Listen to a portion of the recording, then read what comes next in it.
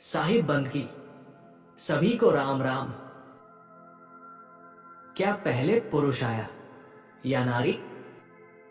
ये प्रश्न उतना ही गूढ़ है जितना समय स्वयं।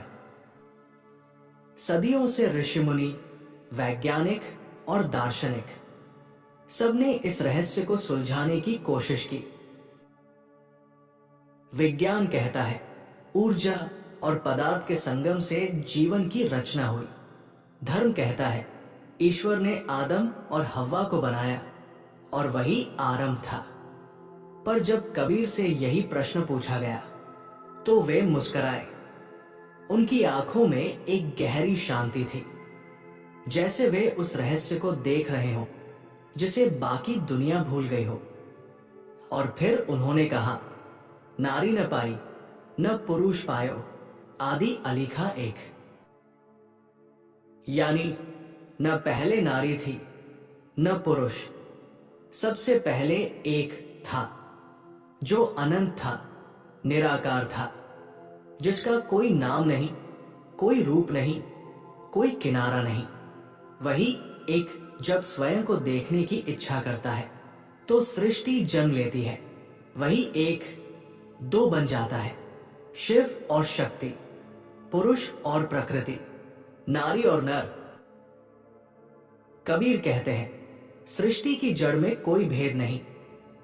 भेद तो तब आया जब एक ने स्वयं को दो में बांटा, और यही वो क्षण था जब जीवन ने पहली सांस ली। ये वचन केवल दार्शनिक नहीं, ये सृष्टि के हृदय की धड़कन है, जहां प्रेम भी है, रहस्य भी, जहां सृष्टि का आरंभ भी है और उसका उत्तर भी। आदि अनादि एक है, तहा द्वैत नहीं हुई। नारी पुरुष तहा नहीं ठहरे, सभी शून्य समोई। क्या अद्भुत पंक्तियां है ये। हर शब्द जैसे किसी गहरे सागर से उठी लहर हो। कबीर हमें उस क्षण में ले जाते हैं जहां न समय था, न दिशा, न आकाश, न धरती, बस एक मौन था जिसमें सब कुछ छिपा था, सृष्टि भी और उसका रहस्य भी। वे कहते हैं सृष्टि की शुरुआत में न कोई भेद था, न कोई नाम, न स्त्री थी, न पुरुष, न शिव, न शक्ति। सिर्फ एक असीम चेतना थी जो न रूप में बंधी थी, न शब्द में, न कल्पना में। वो न देखी जा सकती थी, न कही जा सकती थी, बस अनुभव की जा सकती थी। कबीर उस चेतना को कई नामों से पुकारते हैं, कभी राम, कभी साहिब, कभी अलख निरंजन। यानी वह जो देखा नहीं जा सकता पर फिर भी हर श्वास में बसता है। वे बताते हैं वही परम सत्ता स्वयं में संपूर्ण थी, पर जब उसने स्वयं को जानने की इच्छा की तो उसी से निकली प्रकृति और उसी से प्रकट हुआ पुरुष। यानी वह एक ही दो बन गया, शक्ति और शिव, सृजन और सहार, धरा और गगन।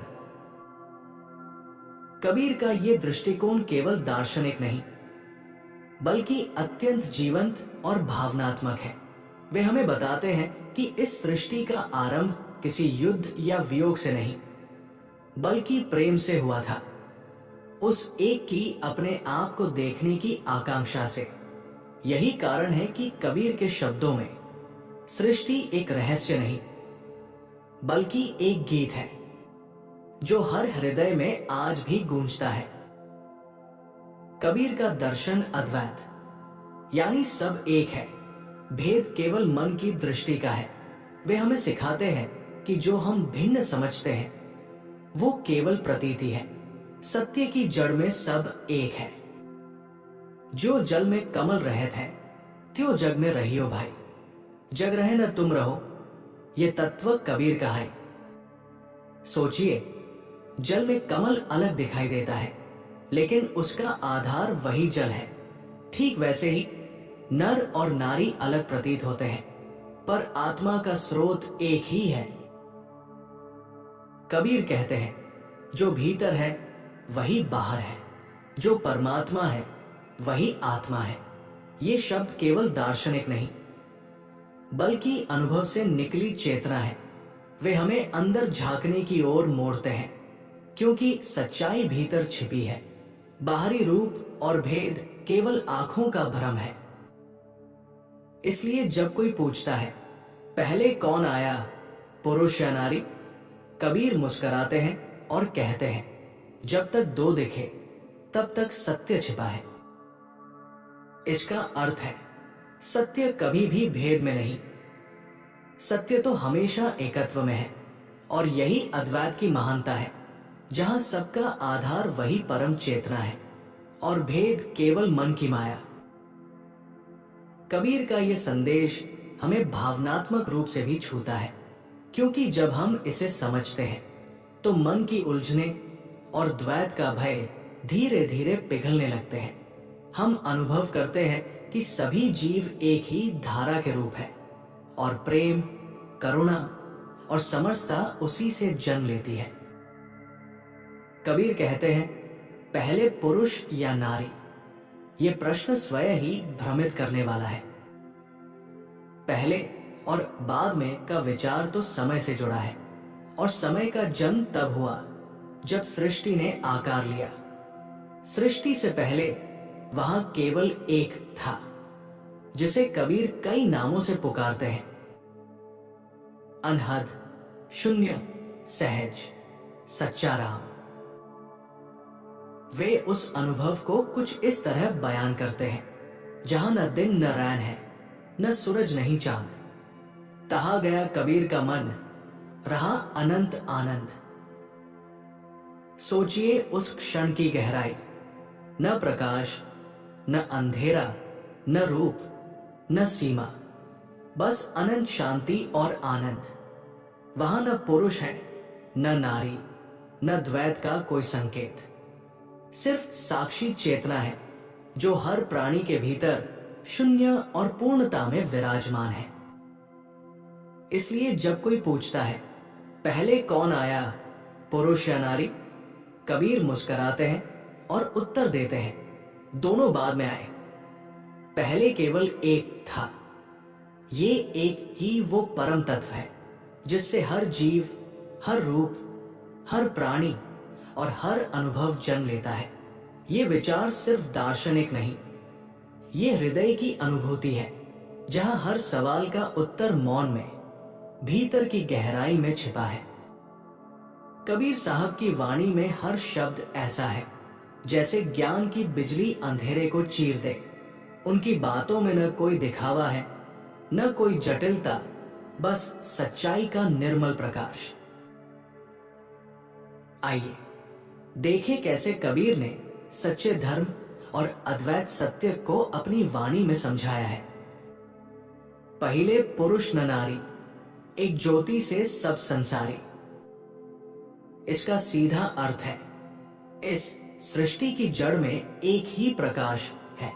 वही चेतना बाद में दो रूपों में बंटी, शक्ति नारी और चैतन्य पुरुष। ये सृष्टि की सबसे गहरी सच्चाई है। ना कोई पहले था ना बाद में, सब उसी एक ज्योति से निकले हैं। कबीर यहां हमें याद दिलाते हैं हम अलग नहीं, उसी एक परम चेतना के रूप है। काया देवल, देवल में देवा, कहे कबीर खोजे रे भेवा। कबीर कहते हैं बाहर मत ढूंढो, भीतर देखो। ये देही असली देवालय है और इस देह के भीतर ही ईश्वर का अंश विराजमान है। वो आत्मा न स्त्री है न पुरुष, बस प्रकाश है, निराकार, अनंत, अमर। जब साधक भीतर झांकता है तो उसे अनुभव होता है मैं वही हूं। ना मैं नारी ना पुरुष कहाओ, सब घट भीतर एक समाओ। ये कबीर की वाणी का सबसे गूढ़ और सुंदर वाक्य है। यहां वो खुद अपनी पहचान मिटा देते हैं। ना मैं पुरुष हूं ना स्त्री, मैं तो वही एक तत्व हूं जो हर घट, हर प्राणी, हर धड़कन में समाया है। यहाँ कबीर अहंकार का अंत कर देते हैं, क्योंकि जब मैं और तू का भेद मिटता है तभी सच्चा धर्म प्रकट होता है। कबीर की वाणी में ये वो पड़ाव है जहां खोज खत्म होती है और मिलन शुरू, जहां साधक समझ जाता है जिसे मैं ढूंढ रहा था वो मुझसे अलग कभी था ही नहीं। कबीर कहते हैं, बूंद समानी सागर में, सागर समाना बूंद। कहे कबीर ये दो नहीं, ये तो है एक ही मूंद। यहां बूंद है आत्मा और सागर है परमात्मा।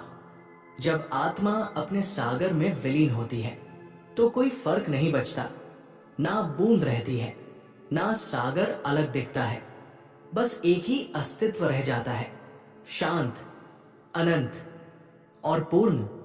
कबीर का संदेश बड़ा सरल है, आत्मा और परमात्मा अलग नहीं है, भेद हमने बनाया है, सत्य में कोई दूरी नहीं। जो भीतर है वही बाहर है, जो आत्मा में है वही परमात्मा में। और जब ये बात समझ में आती है तो मन के सारे द्वंद्व मिट जाते हैं।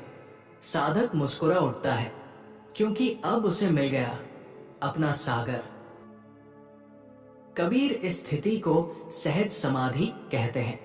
ये कोई ध्यान की कठिन अवस्था नहीं, न कोई तपस्या की थकान। ये तो जागरण की स्थिति है जहां ज्ञाता, ज्ञान और ज्ञेय तीनों एक हो जाते हैं। सब कुछ मौन हो जाता है, सिर्फ एकत्व बचता है। कबीर कहते हैं, पुरुष और नारी केवल शरीर नहीं है, ये दो प्रतीक है, दो शक्तियां हैं जिनसे पूरा ब्रह्मांड चल रहा है। पुरुष का अर्थ है चेतना, वो परमात्मा की उपस्थिति है, शांत, स्थिर, साक्षी।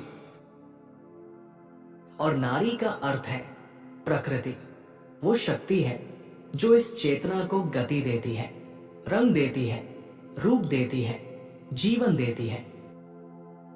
कबीर का संदेश बहुत सुंदर है। जब चेतना और शक्ति मिलते हैं तभी सृष्टि चलती है। अगर केवल शक्ति रहे तो दिशा नहीं, और अगर केवल चेतना रहे तो गति नहीं।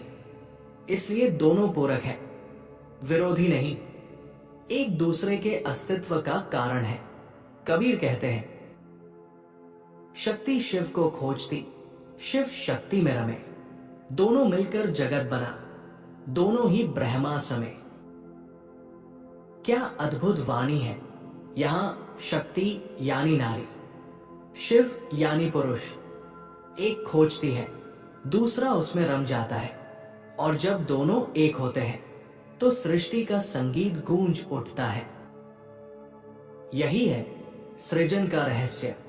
कबीर समझाते हैं, पहले कौन, ये सवाल ही व्यर्थ है, क्योंकि दोनों साथ साथ हैं, एक दूसरे के बिना अधूरे।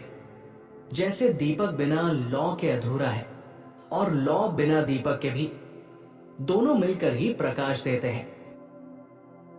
विज्ञान और कबीर का संगम।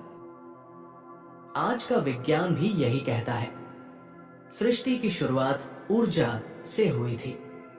वो ऊर्जा न पुरुष थी न नारी। क्वांटम स्तर पर सब कुछ एक ही ऊर्जा क्षेत्र है।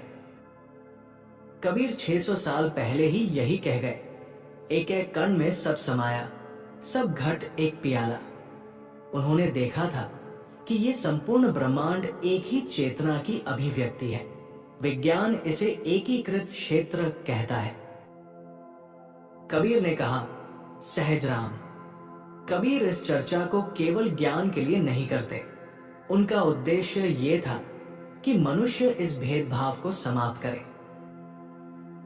कबीर कहते हैं, नारी पुरुष न जाने जोई, सो जन जन व्यर्थ गयोई।